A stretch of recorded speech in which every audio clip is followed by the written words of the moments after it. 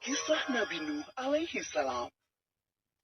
Setelah Nabi Idris alaihi salam wafat, sedikit demi sedikit iman masyarakat mulai menipis. Iblis dan pasukannya semakin gemar menggoda mereka. Kemudian mereka mulai senang membuat patung. Mereka membuat patung untuk menghormati para pahlawan, leluhur, tokoh-tokoh yang sudah mati. Patung-patung itu diberi nama sesuai nama para tokoh itu. Dari sekedar penghormatan, lama-kelamaan mereka mulai menyembah patung-patung itu. Mereka percaya bahwa patung-patung itu mempunyai kehebatan dan kekuatan yang bisa melindungi dan menentukan nasib mereka. Di antara patung-patung yang disembah itu, ada 5 yang paling mereka agungkan, yaitu Wa'ad, Suwa, Yahud, Yauk, dan Nasr. Inilah asal mulanya manusia menyembah patung dan berhala. Tentu saja, ini semua hasil pekerjaan iblis dan pasukannya yang berusaha sekuat tenaga menyesatkan manusia agar tidak menyembah Allah dan masuk neraka bersama mereka. Allah tidak membiarkan manusia tersesat semuanya tanpa petunjuk. Maka Allah memilih Nuh alaihi salam untuk mengingatkan kaumnya agar mereka meninggalkan penyembahan dan berhala dan kembali menyembah Allah subhanahu wa ta'ala. Siapakah Nuh alaihi salam? Nuh adalah cucu dari Nabi Idris. Fisiknya kuat, terbukti dari umurnya yang sangat panjang, sekitar 1000 tahun. Hatinya mulia dan sabar luar biasa. Pikirannya juga sangat cerdas, rendah hati, soleh, dan taat kepada Allah. Nabi Nuh adalah Rasul Allah subhanahu wa ta'ala yang pertama. Sebelumnya, Allah hanya mengangkat nabi-nabi saja.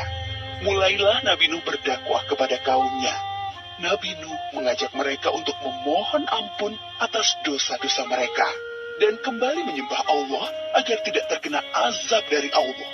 Sangat tekun Nabi Nuh mengajak kaumnya dengan berbagai cara, dengan terang-terangan di hadapan banyak orang, dengan diam-diam mendatangi seorang demi seorang, berulang-ulang, siang dan malam, selama kurang lebih 950 tahun lamanya.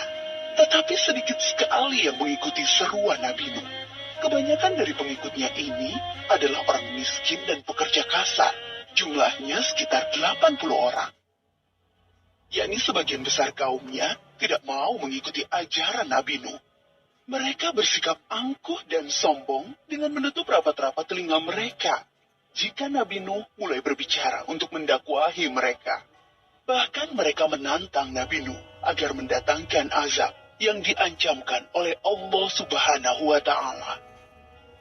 Nuh, sudahlah, berhenti bicara. Percuma, kami tidak akan percaya. Sekarang begini saja, datangkan azab itu pada kami jika kau memang benar.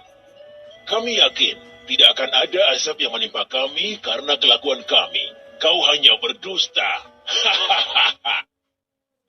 Nabi Nuh mengadu kepada Allah tentang pembangkangan kaumnya yang terlaluan. Allah berfirman bahwa memang pengikut Nabi Nuh tidak akan bertambah. Hanya 80 orang itu saja. Selebihnya mereka semua tidak akan beriman karena mereka sudah sangat sesat. Setelah jelas ketetapan Allah bahwa orang-orang itu tidak akan beriman, maka Nabi Nuh memohon kepada Allah. Tuhanku, musnahkanlah seluruh orang durhaka itu dari muka bumi. Mereka hanya membuat kerusakan dan melahirkan anak-anak yang durhaka. Kemudian Allah memerintahkan Nabi Nuh untuk membuat kapal yang besar. Pada masa itu ilmu perkapalan belum berkembang dengan baik. Allah mengajarkan ilmu itu kepada Nabi Nuh. Maka Nabi Nuh bersama pengikutnya membuat kapal besar terbuat dari kayu. Kayu itu didapati dari pohon-pohon di hutan di sekitar mereka. Ejekan kaum Nabi Nuh semakin menjadi-jadi. Melihat pembuatan kapal itu terasa aneh bagi mereka. Apalagi mereka tinggal jauh dari laut. Lihatlah, Terbukti bahwa Nuh gila. apa itu? Bikin kapal ya? Untuk berlayar di hutan. Nabi Nuh dan pengikutnya bersabar dan tetap tekun menyelesaikan kapal itu. Akhirnya kapal besar itu selesai. Inilah kapal besar pertama yang dibuat oleh manusia. Kemudian Allah memerintahkan untuk mengumpulkan binatang-binatang, sepasang-sepasang, jantan dan betina. Semua diangkut ke dalam kapal bersama orang-orang beriman. Semua keluarga Nabi Nuh, termasuk yang diangkut ke dalam kapal, kecuali istri dan salah satu anaknya, Kan'an. Mereka tidak mau masuk ke dalam kapal. Mereka tidak beriman dan termasuk orang durhaka. Sementara itu, langit menjadi gelap. Angin bertiup kencang, petir menggelegar. Hujan turun sangat lebat. Dari dalam tanah memancar air yang semakin deras. Juga dari dalam rumah-rumah penduduk, dari dapur-dapur mereka. Dengan cepat, air membanjiri bumi. Makin lama makin tinggi, menenggelamkan rumah, pohon-pohon, dan tentu saja orang-orang di luar kapal Nabi Nuh.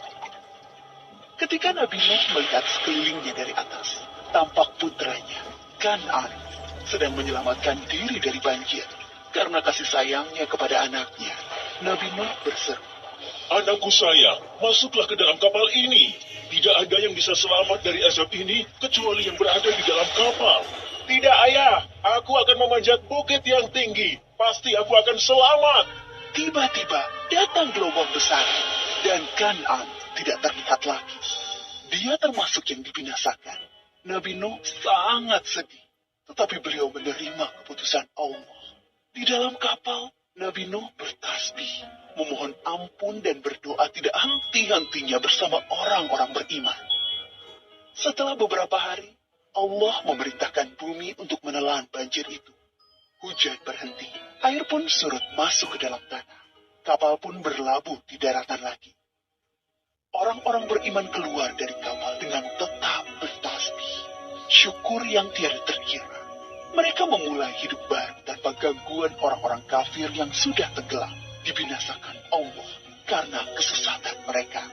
Kisah Nabi Nuh memberikan kita pelajaran bahwa durhaka kepada Allah dan tidak patuh kepada Rasul utusannya membuat manusia ditimpa azab di dunia ini maupun di akhirat.